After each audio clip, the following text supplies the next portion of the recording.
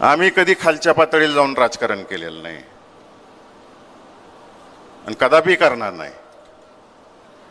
गेल्या 15 दिवसात एवढी पातळी ओलांडली, एवढे आरोप आमच्या कुटुंबावरती केले. ह्यांच्याबरोबर होतो तेव्हा आम्ही चांगलो होतो, ह्यांच्यापासून बाजूला गेलो की आम्ही गुन्हेगार झालो. इथं बसलेल्या माणसांनी सांगावं, जेवढी जण बसलाय, जी जी काही ह्यांनी भाषणं केली त्यातलं मोहिते पाटील कुटुंबातल्या आम्ही व्यक्तींनी कुणी किंवा मी असं कोणतं कृत्य केलंय का? ओ प्रेस, मागं फिरवा कॅमेरे तुमचे, बघा तिकडे, सांगा एकदा.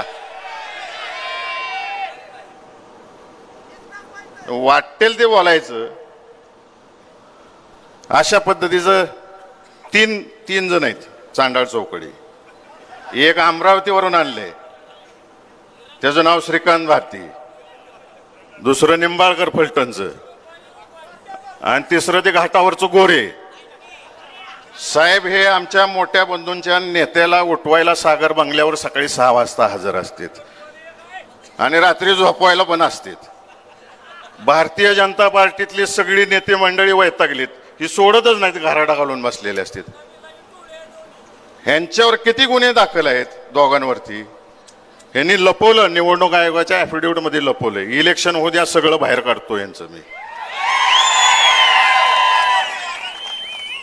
जनता पिचली तिथली, फलटण तालुक्यातली आणि मान तालुक्यातली.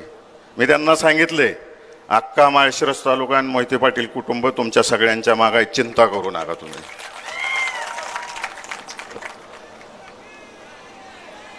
आणि आवर्जून तुम्हाला सगळ्यांना सांगायचं आहे, साहेबांचे आणि दादांचे संबंध कधीच बिघडले नव्हते.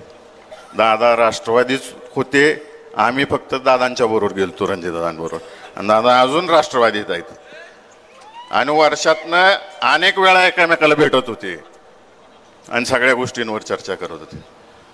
ते संबंध ऋणानुबंध त्या दोघांनी कधी अंतर येऊन दिलं नाही आणि देणारही नाहीत.